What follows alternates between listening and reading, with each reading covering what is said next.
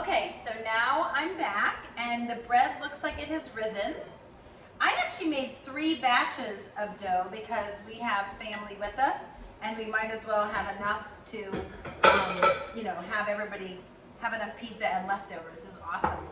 All right, so I'm just going to show you with one of the dough loaves that it rose. You can tell that it's risen because if you poke on it and it pokes back, you can tell that it's already, the quantity is larger, higher than it was.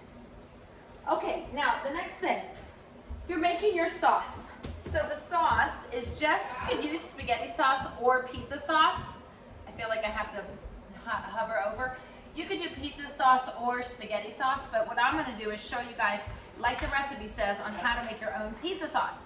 All it has is a can of regular tomato sauce.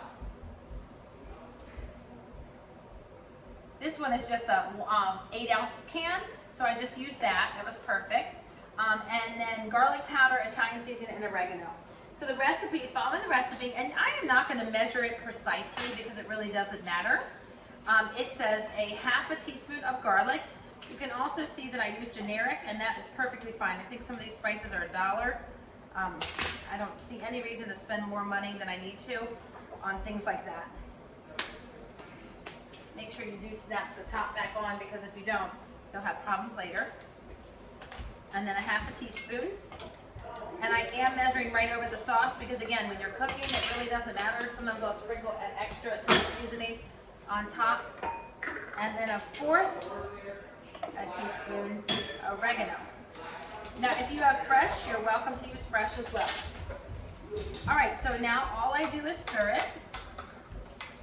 That is a very quick and easy pizza sauce. Instead of buying a can, adding sodium, sugar, and all the other stuff they add to it, I have no reason to do that. So I just showed you guys very easily how you can make it with just tomato sauce, garlic powder, Italian seasoning, and oregano.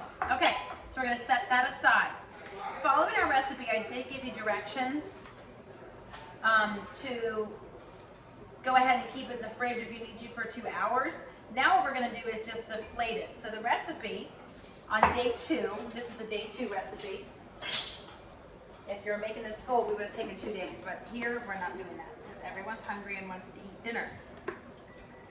You know, this is also an awesome thing to put in to make the same dough, but use it for a stromboli or a calzone, because all you're doing is using the same dough recipe, but it's like a stuffed pizza. This one I used a little bit too much oil when I greased the bowl, but it's okay. All right, so deflate it. Once you touch it, you're gonna see that it's deflating. The air is coming out of it. And I'm just tucking it, I don't know if you guys saw that, but I tucked it in because I'm gonna try to form a nice round ball, and I'm using my all-purpose flour. It's nice to have a person who's helpful, or have a separate bowl that you poured flour into so that you don't have to do what I just did. That would be great because then you don't want to put your hands in the flour. Okay, so now that I have this, the worst part of making your own pizza dough is actually the mess it creates, because it isn't very fun to have to clean up the dough from the countertops and stuff. I'm going to move all these ingredients out of the way. I don't know if you can see that. I hope you can. But I made a circle. I sprinkled some flour. I have my pizza stone out. Mine's a Pampered Chef, what I've had for years. And I'm just pushing away from me until it gets to be bigger than it is now, and not too big that it's going to fall over the size pan I have. Now, if you don't have a pizza pan or a round pan, you can use a baking sheet, which is a rectangle. You would just form it more like this instead of going back and forth.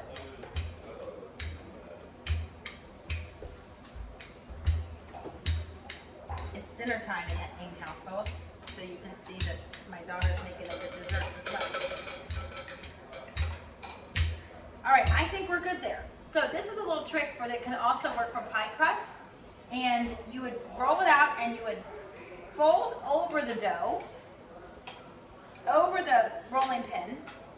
Don't do what I just did, but let's try that again. Fold it over and then hold it, and you're going to move it over to the pizza stone or my round stone. Okay, and then you can just kind of use your hands to spread it a little bit to make it bigger. If you guys don't have a pizza pan, there you go. If you guys don't have a pizza pan, then you can just use the rectangle like I said. And if you make more dough, you can use more than, when we like thin crust, so we don't want it to be thick crust. But if you guys like it to be thick, then you can use 2 batches to make it a thick pizza crust. But then you're gonna want to make sure that you also cook it long enough. Some people during the Pizza War competition like to put stuffed crust on the edges, so they use mozzarella sticks. And then you would just put it in and fold it over. So you guys can be creative with these. Some other people like to make a dessert pizza. I feel like we make enough desserts. We really need to focus on eating more of the My Plate nutrition. So the pizza is nice because the dough is carbohydrates and not necessarily healthy carbohydrates because it's white flour. And then the cheese is dairy. Whatever meat you put on it is protein. And then the sauce really is not a vegetable, so we usually serve a side salad. Like we made a huge salad already for our family to go along with pizza, because we believe that you have to have a well-balanced meal. Okay, so there's our sauce. Now you might not like less sauce, and that's okay. So I'm going to use my shredded cheese, but I did want to show you guys. You can also use the mozzarella slices. So if you have that slice, we get those at Costco. You can use those as well if you want to make like a margarita pizza that just has fresh basil. I know when we went to Italy, that's what they did. They had margarita pizzas, and all it had was just a fresh mozzarella and fresh basil with olive oil. It was delicious. So you guys can use whatever cheese you want, but shredded mozzarella is typically the go-to. And then if you want to put like bacon on it or sausage, then you just have to make sure that you obviously put cooked meat on top. Or you can saute some vegetables, put some olives. You really can be creative, and I've included a slide or showed you guys in class the different varieties. You could also Google it online. All right, so last thing is if you wanted to sprinkle some olive oil on it, you could drizzle some olive oil. You can put some more Italian seasoning. We have some bacon that we're going to use. So we are just, it's already cooked and crumbled. So I'm just going to sprinkle that on top. So this will be our meat one. I'm sure that will go fast.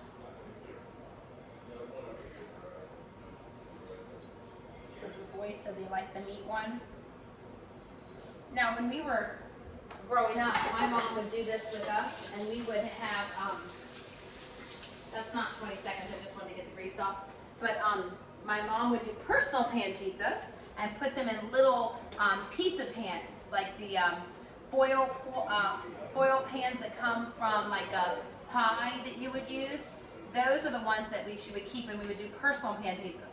So there's my beautiful pizza, and I'm gonna put it into the oven for 8 to 10 minutes. So put it for about 10, I think it's 10, and then you have to see if it's golden brown, and I'll bring it back out to show you, but when it's golden brown, it looks like it's done, you know what to do. It's done, and you cut it into your pie pieces. So I'm gonna stick it in the oven, and I will see you guys later.